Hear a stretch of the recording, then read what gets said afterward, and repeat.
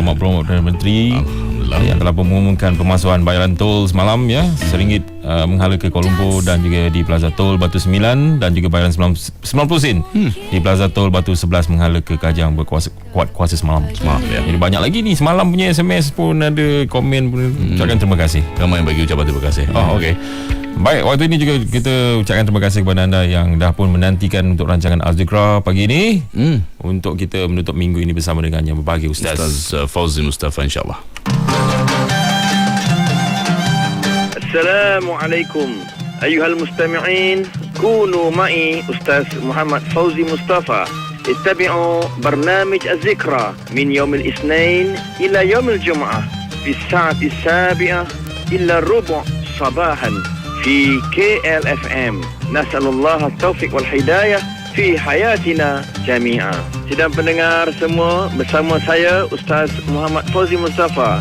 Ikuti rancangan Az-Zikra dari hari Isnin hingga hari Jumaat pada jam 6.45 pagi di KLFM.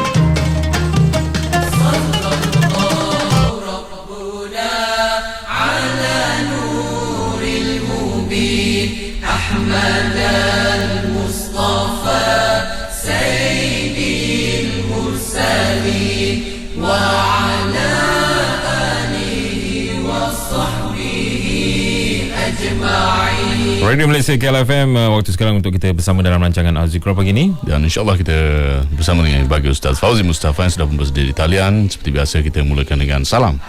Assalamualaikum warahmatullahi wabarakatuh Ustaz. Waalaikumsalam warahmatullahi wabarakatuh. Haji Zul, Cik Aslan, semua sihat? Alhamdulillah. Dan juga berita gembira lagi Ustaz, bila doa kita diterima. Seperti semalam Ustaz bagi tahu, bila doa tu diganggu oleh dosa, pemecahnya ialah istighfar.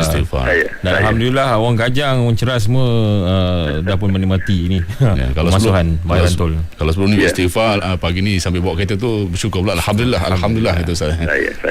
Baik Ustaz, kita nak kongsi lagi, sambung lagi mengenai ilmu tasawuf kita. InsyaAllah kita mulakan Ustaz. Assalamualaikum warahmatullahi wabarakatuh.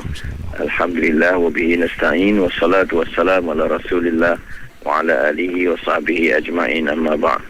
Yang dimuliakan Jizo, Cik Azlan dan juga pendengar Az-Zikra pada pagi ini, salam ceria, salam bahagia, salam hidayah kepada anda semua di mana saja anda berada. Mudah-mudahan mendapat taufik dan hidayah daripada Yang Maha Berkuasa. Kita hari ini barangkali dalam minggu ni hari terakhir untuk saya meneruskan Az-Zikra dengan topik kita, iaitu istighfar kepada Allah Subhanahu Wa Taala. Dan istighfar dan taubat ini merupakan langkah pertama bagi orang-orang yang hendak meneruskan perjalanannya dalam bidang tasawuf. Dan kadang-kadang orang bertanya juga, saya ni payah nak buat dosa Ustaz. Katakanlah saya payah nak buat dosa, saya ni OKU ataupun saya ni memang tak pandang dosa lah Ustaz. Saya tak pandang benda-benda dosa, saya tak pandang, saya tak dengar, saya tak cakap pun. Jadi perlu tak saya istighfar kepada Allah SWT? Sebenarnya dalam hal ini istighfar, minta ampun, dia tidak perlu kepada kita kena buat dosa dulu. Sebab antara maksud kita istighfar, minta ampun kepada Allah, termasuk memohon agar kita dilindungi oleh Allah daripada kejahatan dosa. Yang akan datang, kita tak tahu macam mana kita pada masa akan datang, pada besok, pada lusa, pada bulan depan, pada tahun depan, kita tak tahu. Dengan sebab itu tak semestinya buat dosa dulu baru istighfar. Sekarang tak buat dosa pun kena istighfar. Pak Imam katakanlah, Imam Mekah katakanlah contohnya, hari-hari depan Kaabah dia semayang. Takkan lepas semayang dia balik sekejap, dia rehat baca Quran, lepas Zuhur pergi pula semayang Zuhur jadi imam pula. Agak-agak payah juga Pak Imam buat dosa ni. Tetapi dosa tak semestinya kita istighfar, tak semestinya kita kena buat dosa dulu baru nak istighfar. Itu salah tanggapannya. Tak buat dosa pun kita kena istighfar, ya, sebab kita mohon kepada Allah agar Allah melindungi kita daripada kejahatan-kejahatan dosa. Sama ada dosa kita ataupun dosa orang. Gitu. Dosa orang yang nak kenakan kita, katakanlah tak kenakan kita sebab kita istighfar kepada Allah. Allah benteng kita. Okey. Satu lagi soalannya ialah apakah orang yang hendak masuk bidang tasawuf saja kena istighfar? Yang saya ni bidang muzik macam mana Ustaz? Saya ni bidang hiburan macam mana? Saya ni bidang pertukangan, saya ni bidang engineering. Adakah orang nak masuk mendalami bidang tasawuf saja kena istighfar? Tak semesti begitu. Setiap hamba Allah kena istighfar kepada Allah. Sebab itu Tuhan sebut ya dalam Al-Quran, wa may ya'mal su'an aw yazlim nafsahu thumma yastaghfirillah yajidillaha ghafurur rahima. Dan sesiapa yang melakukan sesuatu kejahatan ataupun menzalimi dirinya sendiri, lalu dia beristighfar kepada Allah, memohon keampunan kepada Allah, yajidillaha ghafurur rahima, pasti dia akan dapati Allah itu Maha Pengampun lagi Maha Penyayang. Sesiapa saja, tak kiralah dia ni orang nak masuk tasawuf ke, orang tarikat ke, tapi Allah Ta'ala sebut sesiapa saja ada hambanya yang ada melakukan kesalahan, hendaklah diistighfar kepada Allah. Sesiapa saja. Ustaz, dosa saya banyak Ustaz. Macam mana tu? Rasa-rasa Aish tak teristighfar saya Ustaz. Dosa bunuh orang, dosa zina, dosa rogo, dosa rompak, dosa judi, dosa makan harta anak yatim, dosa rasuah dah berguni-guni dah Ustaz. Macam mana tu Ustaz? Allah Ta'ala ni Maha Pengampun dan Maha Penyayang. Kalau kita dah terdetik nak melakukan taubat, nak beristighfar, maka hendaklah kita bertaubat dan beristighfar. Allah tak peduli dosa kita tu seluas langit ataupun seluas bumi. Kalau kita datang kepada Allah dengan istighfar, dosa yang seluas langit dan seluas langit ataupun dosa kita memenuhi antara langit dan bumi pun Allah Ta'ala akan ampunkan. Itu senang saja bagi Allah. Janji kita bertaubat, kita istighfar kepadanya, mencari jalan-jalan lurus kembali kepada Allah Subhanahu Wa Ta'ala. Dan kita kena ingat, Allah Ta'ala ni sebenarnya dia boleh menyiksa kita, boleh mengazab kita, sebagaimana umat-umat yang terdahulu. Bagaimana diazabnya umat Nabi Lot, disiksanya, diturunkan bala kepada umat Nabi Lot yang tak mau ikut ajaran Allah. Diturunkan bala bencana ke atas umat Nabi Nuh yang tak mau ikut ajaran Allah. Diturunkan bala ke atas Fir'aun dan juga pengikut-pengikutnya, termasuk kepada Qarun kerana tidak mau ikut ajaran Allah. Sebenarnya kita ni kadang-kadang bila kita belajar ilmu yang berkaitan dengan dosa, pernah seorang ulama menyatakan bahawa dosa kita ni, bila kita melakukan dosa tu akan naik di atas kepala kita. Dia ibarat macam awan yang tebal naik atas kepala kita. Bila dosa tu banyak, maka awan yang tebal tu jadi banyak, jadi hitam. Sampai dah berat sangat, dia akan turun sebagai bala. Dosa kita buat tu dia berkumpul sama-sama dia nanti.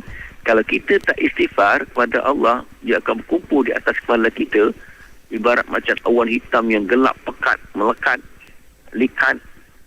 Bila kita dah sampai masanya tak istighfar juga, maka dia akan pecah awan tersebut, dia akan turun sebagai bala atas kepala kita. Dan itulah yang kena badan kita dengan bermacam-macam, orang kata apa, disebut bala, orang disebut bala lah. Sebenarnya kalau kita rujuk pada Al-Quran, apa kata Allah? Wa ma kana Allah mu'adzibahum wa hum yastaghfirun. Dan Allah tidak akan mengazabkan mereka bila mereka ini istighfar kepada Allah. Kita istighfar, Tuhan tidak akan azab kita sedang istighfar. Tengah-tengah istighfar tu Tuhan azab, tidak. Tuhan Maha Penyayang. Kan seperti yajidillaha ghafurur rahima. Orang istighfar tu dia akan dapati Allah tu, satu Maha Pengampun, yang dua Maha Penyayang. Tuhan Maha Penyayang tidak akan turunkan azab kepada orang sedang istighfar.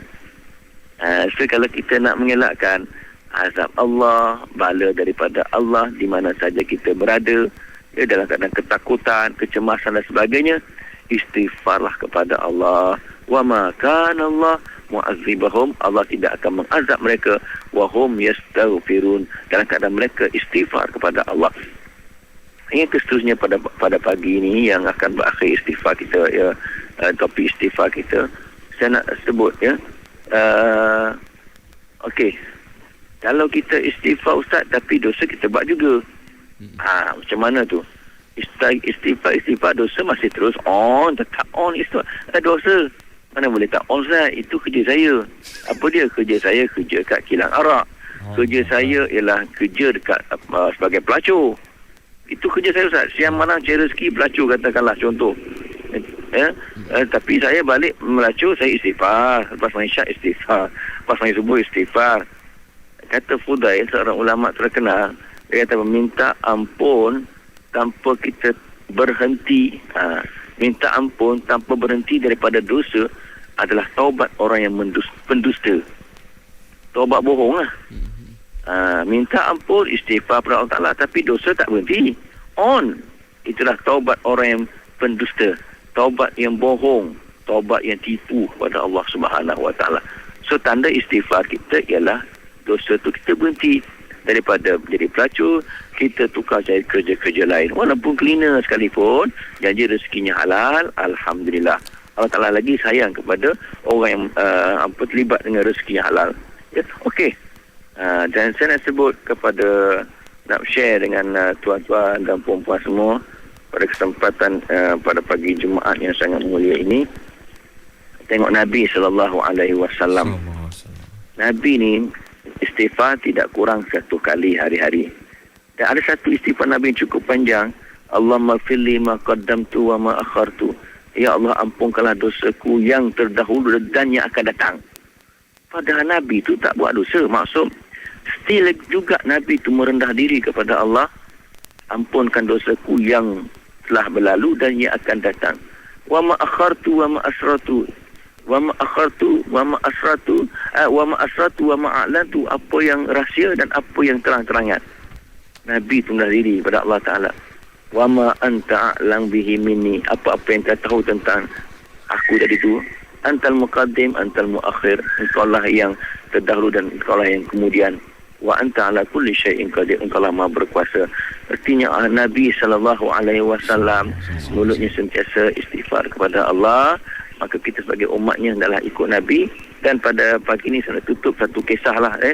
Boleh Haji Zul Azlan? Kisahnya seorang imam namanya Imam Ahmad bin Hanbal. Semua kenal. Dia mazhab Hanbali, Imam Ahmad bin Hanbal. Satu hari dia pergi masuk satu pekan.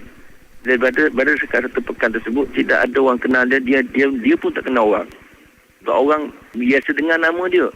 Tapi masa tu tidak ada Facebook, tidak ada Twitter, tidak ada internet. Orang tak kenal lah. Sebab pekan tu jauh juga. Jadi masuk ke pekan tu, nak menginap kat mana, hotel pun tak ada. Akhirnya jumpa masjid. Dia pun nak bermalam kat masjid. Tiba-tiba penjaga masjid tu nak kunci masjid. Minta maaf tuan, kami nak kunci pintu masjid. Tuan kena pergi tempat lain lah, cari tempat lain untuk bermalam. Lalu Imam Ahmad bin Hanbal pun keluar dari masjid. Ya, tiba-tiba seorang penjual roti jumpa dia. Dia kata, tuan dari mana? Nampak bukan orang sini. Dia kata, orang jauh. Tak apa, datang rumah saya lah. Duduk rumah saya, menginap rumah saya. Maka dibawa ke rumah penjual roti. Jadi Imam Ahmad bin Hanbal nak tidur ni, penjual roti tu buatlah roti untuk besok lah. Tapi mulutnya istighfar. Astaghfirullahalazim, astaghfirullahalazim, astaghfirullah. Sentiasa istighfar mulutnya. Imam Ahmad bertanya dia, sejak bila kamu istighfar ni? Dia kata, sejak lama dah. Lama dah. Apa yang kamu dapat? Kamu istighfar ni. Dia kata apa? Semua doa aku makbul. Kecuali satu je.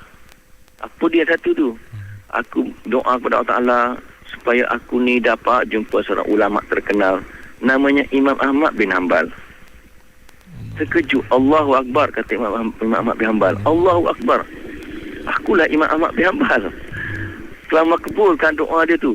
Barangkali orang yang duduk kat ulangan ke kat kajangan minta doa tu tak ada kan. Dengan sebab istighfar akhirnya tu dikurangkan ataupun ditiadakan. Alhamdulillah. Jadi itulah kelebihan istighfar kepada Allah Subhanahu Wa Ta'ala. Wallahu a'lam bisawab.